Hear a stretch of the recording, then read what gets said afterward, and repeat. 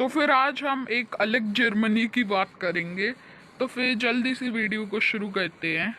तो फिर हम लोग इस वीडियो में डिस्कस करेंगे कि क्या जर्मनी का ऑपरेशन बारबरूसा में हारना ऑब्वियस था। तो फिर जिनको नहीं पता है, जो कि सबको पता ही है, Operation Barbarossa German invasion of the Soviet Union था, जिसका एंड ऐसे हुआ इस मैप से, जो कि तुम लोग देख सकते हो।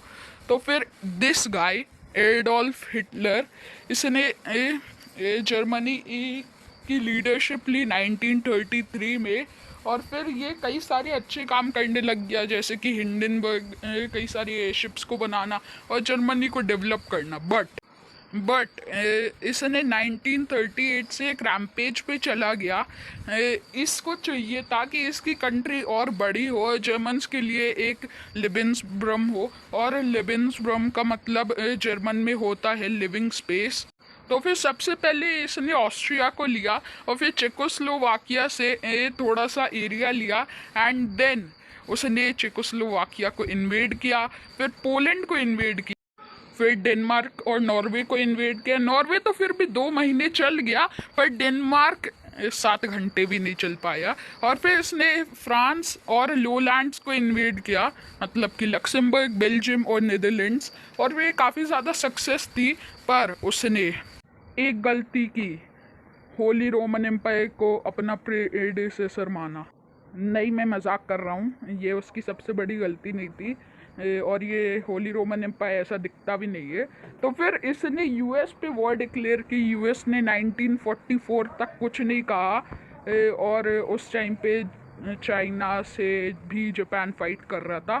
तो फिर इसकी सबसे बड़ी गलती थी सोवियत यूनियन को इन्वेड करना। सबसे पहले तो जून में ये अच्छा जा रहा था, बट हिटलर ने उसको एस्टिमेट किया था 9 महीने तक चलने के लिए।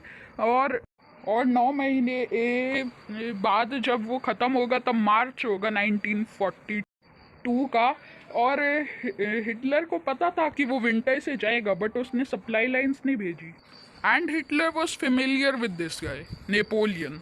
तो फिर इसके हारने का रीज़न था क्योंकि इसको मॉस्को को इन्वेड करके कुछ मिला नहीं, क्योंकि रशियंस ने मॉस्को को जला दिया था, और रशियंस विंटर में कुछ ज़्यादा ही ओवर पावर्ड हो गए थे।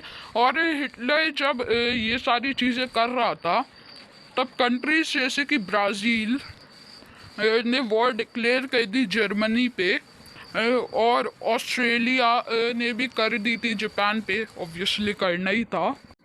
एंड फिर 3 लगातार बैटल हारने के बाद, battle of Moscow, battle of Stalingrad and battle of Leningrad, पर हिटलर ने नेपोलियन से ज़्यादा अच्छी स्ट्रैटेजी यूज़ की। नेपोलियन ने बस एक लाइन लगा दी थी, बट हिटलर ने थाउजेंड्स ऑफ माइल्स को कवर करके वो मॉस्को पहुंचा था और हार गया।